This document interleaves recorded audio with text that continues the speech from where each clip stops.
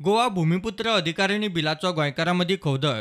मागासवर्गीय संघटना, एक्टिव्हिस्ट, कोमुनिदादी आणि चर्चीकूय कायद्याच्या बळार मायग्रंट गोंयकारांनी सांबाळिल्ल्यो जमनी बळकावत म्हूण भंय. बिला प्रमाण गोंयांत 30 वर्सां सावन रावपी कोणेय 1 एप्रिल 2019 आदी खंयच्याय प्रकारचे जमनीर अतिक्रमण केलां आसत जाल्यार ताणें मार्केट रेटी प्रमाण पयशे भरून ती जमीन आपल्या नांवार घेवं येता आनी बांदकाम रेग्युलरायज करूं येता. अतिक्रमण केल्ली जमीन एक वेळ सरकारी आसूंक शकता, कोमुनिदाद वा प्रायव्हेटूय आसूं शकता. अतिक्रमण कायदेशीर जातले. अतिक्रमण करतल्या मायग्रंटांक भूमिपुत्र म्हणिल्ल्यान गोंयकार आनीक फुर्योज. अतिक्रमण केल्ली जमीन decree, order, custom, uses, contract वा खंयच्याय दुसऱ्या कायद्यान बेकायदेशीर आसली तरी भूमिपुत्र अधिकारिणी बिलाक लागून अतिक्रमण करतल्याक भूमिपुत्र दर्जो मेळपाक शकता आनी अतिक्रमण केल्ले जमनीचे पयशे फारीक करून तिची कायदेशीर मालकी तो घेवंक शकता.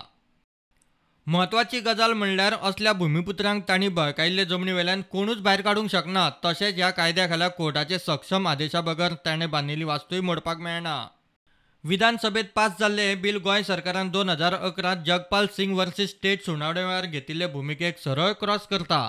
तेन्नाचे चीफ सेक्रेटरीन सुप्रीम कोर्टात दिल्ले प्रतिज्ञापत्र कितें म्हणटा तें पळयात. गोवा लँड 1995 प्रमाण सरकारी, स्थानीक अधिकारिणी वा कोमुनिदादीचे जमनीर बांदकाम करपाक बिल्डींग, खोप वा दुसरे कसले स्ट्रक्चर उबे करूंक आडयतले.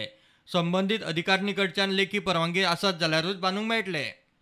अतिक्रमणांचेर गोवा लँड 1995 कायद्या प्रमाण कारवाय जातली. तशेंच अतिक्रमण काडून ती जमीन संबंधीत स्थानीक अधिकाऱ्यांनी सरकाराक परत दितले.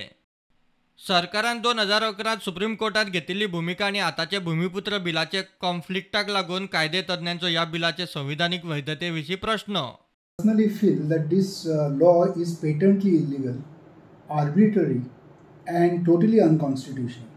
Because by virtue of this law, what is sought to be done is a rank trespasser against whom even proceedings may have been initiated in a civil court, against whom proceedings may have been continuing for all these years, is suddenly at a stroke of the pen described as a bhumiputra, and he is entitled to that dwelling house in a property which belongs to somebody else.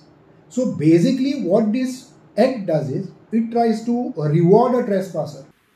But somehow this bill wants to legalize structures which are out and out illegal.